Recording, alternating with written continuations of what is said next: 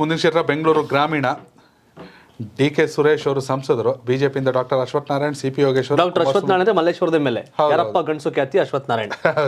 ಮಾಗಡಿ ತಾಲೂಕು, ರಾಮನಗರ ಜಿಲ್ಲೆಯ ಮಾಗಡಿ ತಾಲೂಕಿನ ಚಿಕ್ಕಕಲ್ಯ ಗ್ರಾಮದ ನಾರಾಯಣಪ್ಪ ಅವರ ಪುತ್ರ ಅಶ್ವಥ್ ನಾರಾಯಣ್. ಹೌದು, ಅವ್ರ ಹೆಸರು ಕೂಡ ಇದೆ.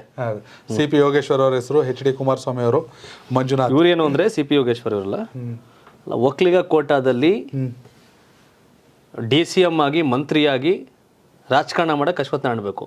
ಚುನಾವಣೆಯಲ್ಲಿ ಬಲಿ ಆಗಕ್ ನಾವ್ಯಾಗಬೇಕು? ಸಿಪಿ ಯೋಗೇಶ್ವರ್ ರಾಮನಗರದ ಮಗ ತಾನೆ.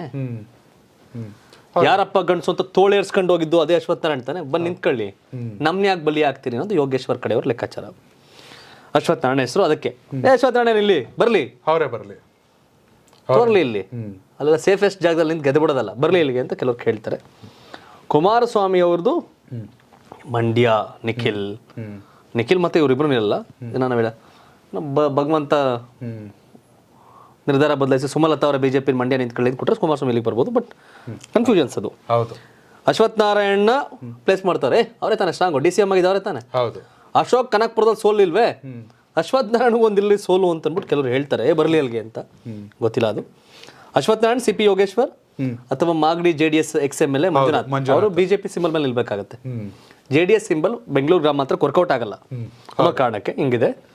ನೋಡ್ಬೇಕದು. ಕುಮಾರಸ್ವಾಮಿದು ಜಾಸ್ತಿ ಸೀರಿಯಸ್ ಆಗಿಲ್ಲ ಗ್ರಾಮಾಂತರಕ್ಕೆ. ಅಶ್ವಥ್ ನಾರಾಯಣ, ಯೋಗೇಶ್ವರ್, ಮಂಜುನಾಥ್. ಅಶ್ವಥ್ ನಾರಾಯಣ್ಗೆ ಕನ್ಸಲ್ಯೂಷನ್ ನಿಲ್ಲಕ್ಕೆ,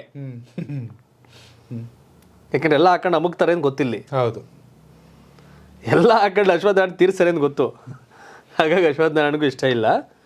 ಯೋಗೇಶ್ವರ್ ನನ್ನನ್ನು ಯಾಕೆ ತಳ್ತೀರಿ, ಬಲಿಪಶು ಮಾಡ್ತೀರಿ? ಸರ್ಕಾರ ಬಂದಾಗ ತಿಂದು ಉಂಡು ತೇಗಿ ಅಧಿಕಾರ ಅನುಭವಿಸೋಕೆ ಯಾರು? ಚುನಾವಣೆ ಬಂದಾಗ ಬಡದಾಡಕ್ ನಾವ ಅನ್ನೋದು ಅವರ ಅಭಿಪ್ರಾಯ. ನೋಡೋಣ ಅವ್ರದ್ದು.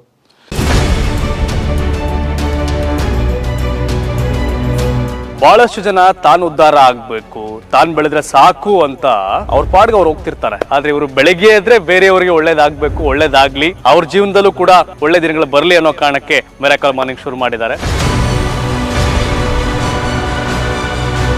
ಸಮಾಜಕ್ಕೂ ಕೂಡ ಒಂದಷ್ಟು ದಾರಿದೀಪವಾಗಿ ಕೆಲಸ ಮಾಡ್ತಾ ಇದ್ದಾರೆ.